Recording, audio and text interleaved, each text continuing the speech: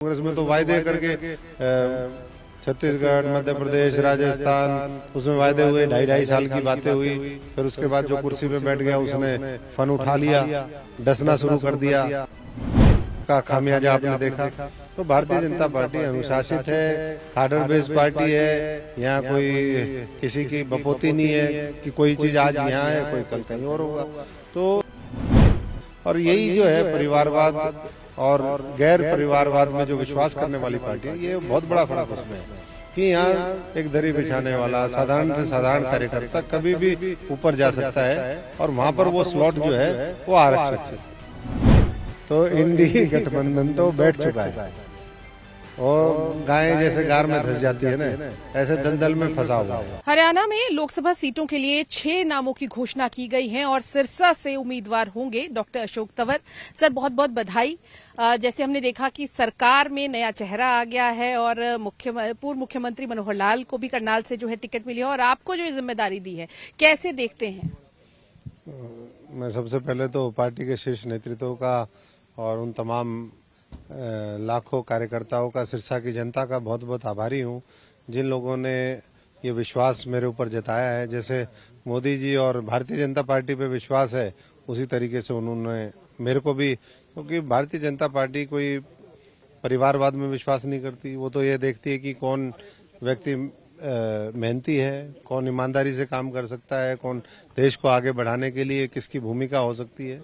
और इन सब चीजों को देख करके उन्होंने जो जिम्मेदारी दी है, मैं उसके लिए आदरणीय मोदी जी का, हमारे पार्टी अध्यक्ष नड्डा साहब का, अमित शाह जी का, मनोहर लाल जी का, नायब सैनी जी का, विप्लव देव जी का, सबका आभार प्रकट करता हूं हमारे क्षेत्र की जनता के साथ साथ। और इतना ही उनको कहूंगा कि 2047 में जब विकसित भारत होगा, जिसकी बुनियाद पिछले 10 वर्षों में रखी है, आप देख रहे हैं सिरसा के लोग भी जानते हैं कि छोटे छोटे रोड अगर वहां पर बने हैं तो उसमें या तो योगदान हमारा है, उस समय हमने उसकी पैरवी करी, या मोदी जी ने और मनोहर लाल जी ने वो छोटी छोटी सड़कें डबवाली से लेकर के आगे चौटाला गांव से लेकर के हिसार तक बनवाई, न्यूक्लियर प्लांट लेकर के आए, रेलवे की बहुत सी नई रेलवे लाइन बिछी। आने वाले समय में क्योंकि कृषि प्रधान इलाका है, वहां पर इंडस्ट्रियलाइजेशन की जरूरत है। तो जो जो चीजें हैं हमारे पूरे टिप्स पे है पूरा सिरसा। और 15 साल में पहले भी सेवा करी, अब एक बार फिर मौका दिया है तो पहले से ज्यादा मजबूती से सेवा करेंगे। और हरियाणा की जनता ने ये मन बना लिया है कि हमें 10 की 10 सीटें भारतीय जनता पार्टी को देनी है, पहले से ज्यादा बड़े मार्जिन के साथ देनी है। हर बूथ के अंदर पहले जितने वोट आए थे उसमें 370 से ज्यादा ऐड करके देना है। तो नया इतिहास और नया, मैं समझता हूं कि एक रिकॉर्ड बनेगा हरियाणा में लोकसभा चुनाव 2024 के अंदर। जहां तक मनोहर लाल जी का सवाल है, उनको पार्टी ने केंद्र में ले जाने की तैयारी कर ली है, देश में उनकी और बड़ी भूमिका हो। और जिस तरीके से एक सत्ता हस्तांतरण हुआ है, उतना मैं समझता हूं कि कहीं देखने को नहीं मिलता इस तरीके से। कांग्रेस में तो वायदे करके छत्तीसगढ़, मध्य प्रदेश, राजस्थान, उसमें वायदे हुए, 2.5 साल की बातें हुई। फिर उसके बाद जो कुर्सी पे बैठ गया उसने फन उठा लिया, डसना शुरू कर दिया, उसका खामियाजा आपने देखा। तो भारतीय जनता पार्टी अनुशासित है, कार्डर बेस्ड पार्टी है। यहाँ कोई किसी की बपोती नहीं है कि कोई चीज आज यहाँ है, कोई कल कहीं और होगा। तो ऐसे वातावरण में काम करने का मैं समझता हूँ कि अपना एक मजा है, एक अपना उसमें आपको एक सेटिस्फेक्शन मिलता है। आपने सर बीजेपी की तारीफें तो बहुत करी और बहुत अनप्रेडिक्टेबल पार्टी भी कहा जाता है, क्योंकि जिस तरीके से 3 चेहरे मुख्यमंत्री के हमने देखा कि एमपी में भी बदले गया, राजस्थान में भी बदले गए और यहाँ पर भी चेहरा बदला है। ऐसे में आपको क्या लगता है कि कितना बड़ा कंपटीशन, या ये फायदेमंद है बीजेपी के लिए या फिर सर नुकसानदायक? और जो नए चेहरे, क्योंकि इस बारी जो सामने आया था कि हर किसी की रिपोर्ट कार्ड देखी गई है, सर्वे करवाया गया था कि उस सीट से कौन प्रत्याशी जो है सबसे ज्यादा वोटें ले सकते। भारतीय जनता पार्टी तो सारे सर्वे करवा करके ही करती है, वैसे नहीं करती। सब अपने कार्यकर्ताओं को भी इतना महत्व देती है और निष्पक्ष जो तरीके से जो फीडबैक लेना होता है वो भी लेती है। और जिन लोगों को आपने कहा, देखिए भारतीय जनता पार्टी ने शिवराज सिंह चौहान जी को 18 साल मौका दिया, मनोहर लाल जी 9.5 साल से सेवा कर रहे थे। तो ये दर्शाता है कि नई जो लीडरशिप है उसको भी तैयार करना है। ये नहीं कि बस एक ही आदमी वही जो है बार बार भ्रष्टाचार का जिसने टेस्ट कर लिया है वही बैठा रहेगा कुर्सी पे, जैसे कांग्रेस में होता है, दूसरी पार्टियों में होता है। और यही जो है परिवारवाद और गैर परिवारवाद में जो विश्वास करने वाली पार्टी है, ये बहुत बड़ा फर्क उसमें है कि यहाँ एक दरी बिछाने वाला साधारण से साधारण कार्यकर्ता कभी भी ऊपर जा सकता है और वहां पर वो स्लॉट जो है वो आरक्षित है। इंडिया गठजोड़ है यहाँ पर कुरुक्षेत्र की सीट से, आपके पुराने साथी सुशील गुप्ता जी लड़ रहे हैं, कैसे देखते हैं इन चुनावों को? देखिए, गुप्ता जी की सीट अनाउंस हुए कितना दिन हो लिया, लेकिन आप देख रहे हैं कि कहीं कोई चर्चा ही नहीं है। तो इंडी गठबंधन तो बैठ चुका है और गाय जैसे गार में धंस जाती है ना, ऐसे दलदल में फंसा हुआ है। ठगों का गठबंधन है।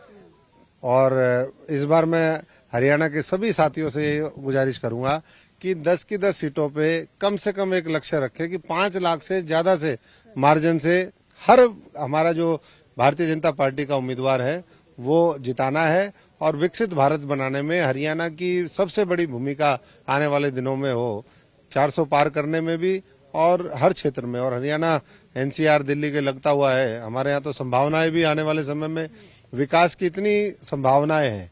आज आप देख रहे हैं कि कैसे दिल्ली के चारों तरफ नए नए एयरपोर्ट, जेवर एयरपोर्ट यूपी में आ गया, नए नए ऑर्बिटल कॉरिडोर बन रहा है, नए शहर बसाने की तैयारियां हो रही है। पूरे कटरा से लेकर के नीचे जम्मू तक का और महाराष्ट्र तक का सब पूरी कनेक्टिविटी अच्छी हो गई है। और कनेक्टिविटी जहां आ जाती है वहां और ज्यादा। तो 140 करोड़ लोगों के बारे में, किसान मजदूर गरीब के बारे में, नौजवान को सोचते हुए, ध्यान में रखते हुए, महिलाओं के सशक्तिकरण और सम्मान के लिए वो भारतीय जनता पार्टी ने एक रोड बनाया है, एक रोड मैप तैयार किया है और उसके ऊपर जनता बटन दबा करके कमल के निशान को खिलाएगी। कमल ही हमारा उम्मीदवार है। नीता दुग्गल जी का समर्थन है?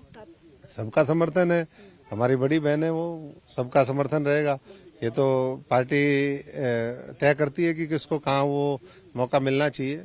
अगर सुनीता जी को मौका देते तो मैं और ज्यादा ताकत के साथ काम करता। अपने हो सकता है मेरे से ज्यादा, आप रणदीप सुरजेवाला से पूछना, मैंने उनके चुनाव में अपने चुनाव से ज्यादा मेहनत करी थी, तब जमानत बची थी। तो मैं तो ऐसा ही हूँ, मैं तो दूसरों के लिए ज्यादा करता हूँ, अपने लिए तो पता नहीं क्या करूंगा नहीं करूंगा। तो अगली कल से क्या तैयारियां, कब से जाएंगे आप हल्के में? सब साथियों से मिलेंगे। अभी तो मैं यहाँ आया था, आज तो नए मुख्यमंत्री जी को बधाई देने के लिए, और पुराने जो हमारे पूर्व मुख्यमंत्री जी हैं जो हमें लेकर के आए इस परिवार में, मोदी परिवार के अंदर, तो उनका आभार प्रकट करने के लिए। और इस बीच में एक ये भी खबर आई, धन्यवाद है उन सबका भी। एक्सपेक्टेड था कि शौक लगा? नहीं, शौक भी नहीं है, एक्सपेक्टेड भी नहीं है। हम तो हार में ना जीत में, किंचित नहीं भयभीत में, कर्तव्य पथ पर जो मिले, ये भी सही वो भी सही। तो जो कैंपेन तो शुरू हो चुका है, मैं तो रोज रात को भी वहीं था। मैं वहीं 15 साल वहीं बिता दिए। मैं पहला सांसद हूँ जिसने सिरसा में घर बनाया, बाकी तो मैदान छोड़ करके भाग गए। उनको लगा वोट मिल रही है तो रुक जाओ, नहीं मिल रही तो भाग जाओ। मैंने 14 में मेरे को दूसरी जगह शिफ्ट करने की बात हुई, मैं नहीं गया, मैं सिरसा में ही रहा और वहां मजबूती से हार को भी हमने स्वीकार किया। और आने वाले समय में एक इतिहास जब वहां के लोग बनाएंगे, अब उन्होंने तुलना कर ली सबके साथ, तो वो भी स्वीकार्य है। बहुत शुक्रिया। तो ये थे हमारे साथ लोकसभा प्रत्याशी बीजेपी के डॉक्टर अशोक तंवर, जिन्होंने कहा कि जिम्मेदारी पार्टी ने दी है, बखूबी निभाएंगे और शुरू से सिरसा की जनता के साथ कनेक्टेड है, वो कनेक्शन महसूस भी करते हैं। और ऐसे में कैंपेन उनकी स्टार्ट है और लगातार जो है वो वहां जाके और लोगों को जो है भाजपा के साथ जोड़ेंगे। कैमरा पर्सन गुरविंदर के साथ पूजा वर्मा, डेली पोस्ट पंजाब, हरियाणा, हिमाचल।